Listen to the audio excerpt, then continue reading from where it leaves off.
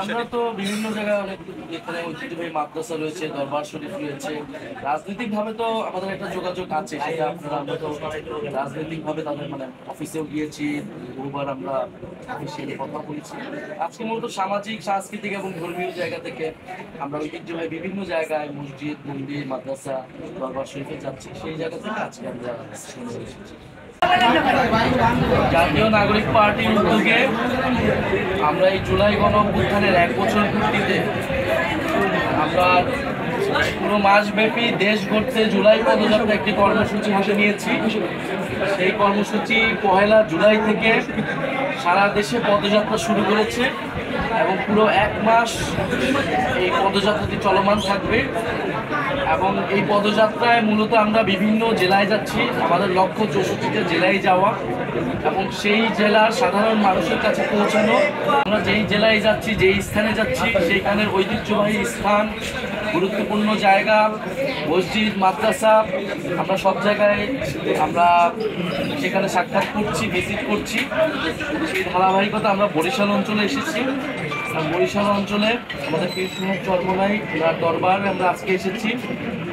রাজনৈতিকভাবেও চরমোনাই গণ অভ্যুত্থানে, ইসলামী আন্দোলন আমাদের গণ অভ্যুত্থানের শরিক ছিলেন এবং আজকে আমরা এই দরবারে এসেছি জাতীয় নাগরিক পার্টির জায়গা থেকে শুভেচ্ছা বিনিময় করতে। এবং এই দরবার বাংলাদেশে এবং পীর সাহেব চরমোনাই পরিবার ইসলাম প্রচারে পুরো বাংলাদেশ এবং বরিশাল অঞ্চলে যে গুরুত্বপূর্ণ ভূমিকা রেখেছে এটা আমরা সকলেই জানি। আমরা আজকে এখানে এসেছি ওনাদের সাথে কথা বলতে এবং ওনাদের থেকে এবং পীর সাহেবের কবর জিয়ারত করতে এবং সার্বিকভাবে বাংলাদেশের বর্তমান সময়ে আমাদের সংস্কৃতি, আমাদের ধর্ম, আমাদের রাজনীতি, দেশের মানুষের অবস্থা এবং ইসলাম নিয়ে আমরা আলোচনা করব সংক্ষিপ্তভাবে। এইটা কি আপনার এই মাসে বিপ্লব শুরু হয়েছিল 1 জুলাই। আমরা 5 জুলাই বরিশাল থেকে ঘোষণা দিয়েছিলাম যে বৈষম্য বিরোধী আন্দোলনে আমরা সম্পৃক্ত এবং মাঠে ময়দানে ছিলাম এবং মাদ্রাসা কেন্দ্রিক প্রথম মিছিল বের হয়েছিল ক্যাম্পাস থেকে আমরা দেখেছি।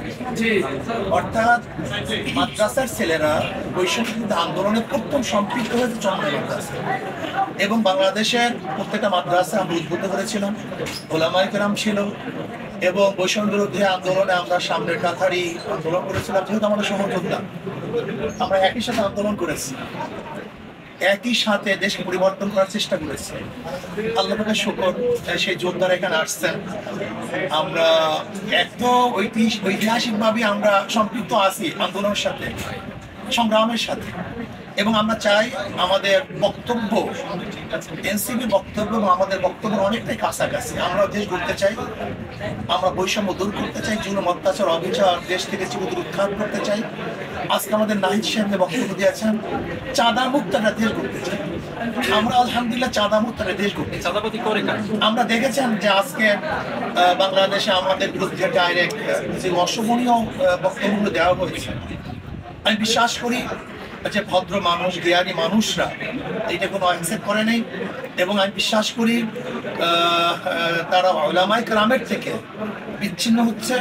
আর বাংলাদেশের কোনো রাজনীতিবিদ এবং রাজনৈতিক দল শুধু ওলামায়ে কেরাম থেকে বিচ্ছিন্ন হয়, কমপক্ষে 93% মুসলমানদের দেশে সেগুলো অবস্থা রাজনীতি করতে পারবে না, বেশি বিশ্বাস করি।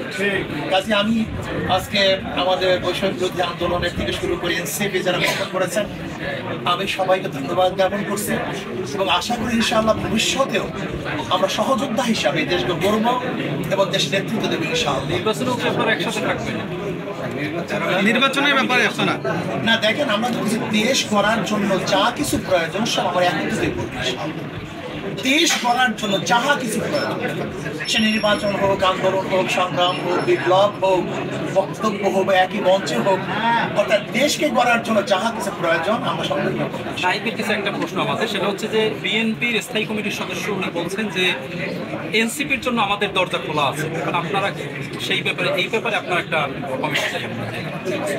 আমরা তো একটু রাজনৈতিক বিষয়ে লিখে জানাবো, যেহেতু এখন রাজনৈতিক সময়, সংক্ষিপ্তভাবে বলি, আমরা সে উত্তর দিয়েছি যে আমরা নির্বাচনী ভাগ বাটোয়ারা, আসনের ভাগ বাটোয়ারার যে রাজনীতি, সেই রাজনীতিতে আমরা আগ্রহী নই এবং এই রাজনীতিকে নস্যাৎ করে, চ্যালেঞ্জ করে এই জাতীয় নাগরিক পার্টির উত্থান হয়েছে। বরং আমরা বলেছি দেশের যে এখন সংস্কারের যে আলাপ চলছে, মৌলিক সংস্কার এবং গণহত্যার বিচার এবং দেশকে পুনর্গঠন করা, সেই আলাপ আলোচনা রাজনীতিতে এনসিপির দরজা খোলা হয়েছে। আলহামদুলিল্লাহ।